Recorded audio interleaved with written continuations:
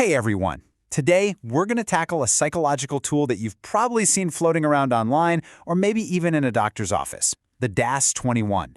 We're going to break down what it is, exactly how it works, and most importantly, what it all really means. But first, let's just start with this big, kind of weird question. How do you measure a feeling? I mean, it sounds almost impossible, doesn't it? How do you put a number on something as messy and human as sadness or anxiety? Well, that is the exact problem that tools like the DASS-21 are trying to solve. All right, so here's our game plan for this explainer. First up, we'll get a clear definition of what the DASS-21 actually is. Then, we'll look at the 3 specific feelings it's designed to measure. From there, we'll get into the practical stuff, how you answer the questions, how you add up your score, and then, what do you do with those numbers? And we're going to finish with what is absolutely the most crucial point, why this is a useful tool, but not a final diagnosis. Okay, let's dive right in. So, what is this thing? It's not just some random online quiz. It has a very specific goal and a very intentional design. So, officially, the DASS-21 is a set of 3 self-report scales. Now, there are a couple of really key words in there, self-report and measure. Self-report just means that you're the one answering the questions about your own experiences. And measure is crucial because its job is to quantify the degree, the intensity of these 3 negative emotional states. It's about measurement, not about putting a label on you. The whole thing is built on these 3 pillars: depression, anxiety, and stress. But, and this is the really smart part, it doesn't just ask a vague question like, "Are you depressed?" No way. It breaks these huge, complex feelings down into much more specific, concrete experiences. Let's see what that looks like. And this is where it gets really granular. So when the DASS-21 is measuring depression, it's not just looking for sadness. It's assessing things like hopelessness, being really down on yourself, and this term anhedonia, which is just a clinical way of saying you can't really feel pleasure from anything anymore. It also looks at inertia, which is that profound, heavy feeling where you just can't get going. Next up, we've got anxiety. And again, this goes way beyond just worrying. The scale is designed to pick up on the physical side of anxiety. You know, a racing heart, trembling, trouble breathing. That's what they call autonomic arousal. It's also looking at anxiety tied to specific situations and just that general subjective feeling of being on edge or scared. And finally, there's stress.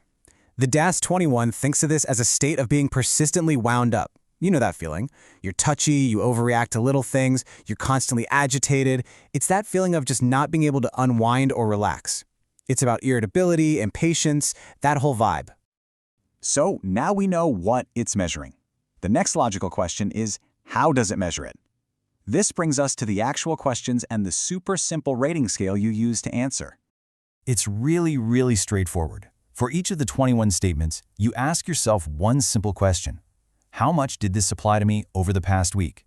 And that time frame is super important. Then you just give it a score. 0 if it didn't apply at all the way up to 3 if it applied to you very much, or even most of the time. Simple as that. Okay, so you've gone through all the questions, and now you have a page full of numbers. What do you do with them?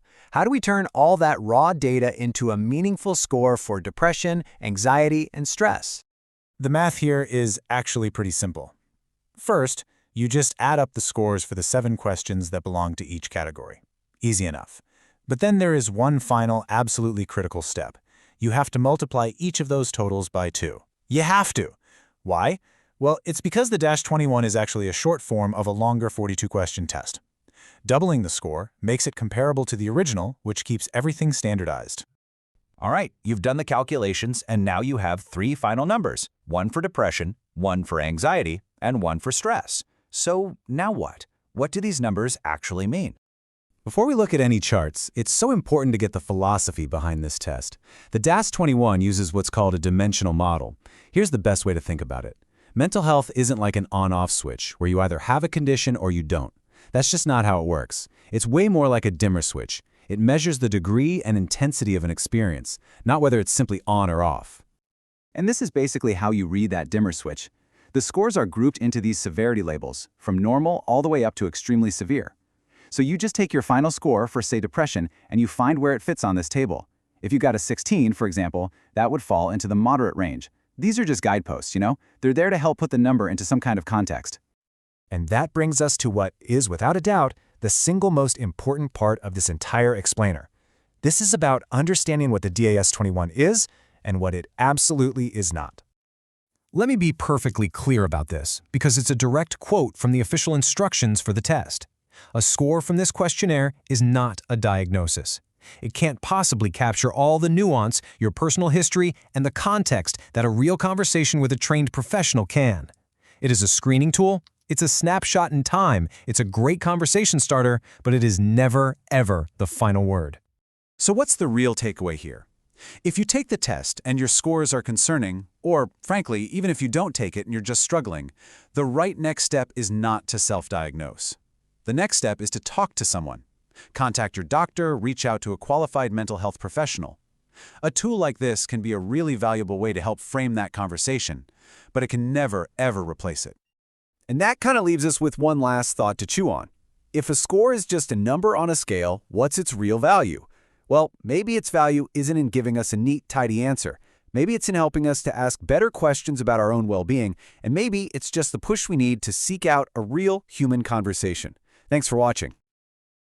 We appreciate your time. Stay connected. Subscribe today.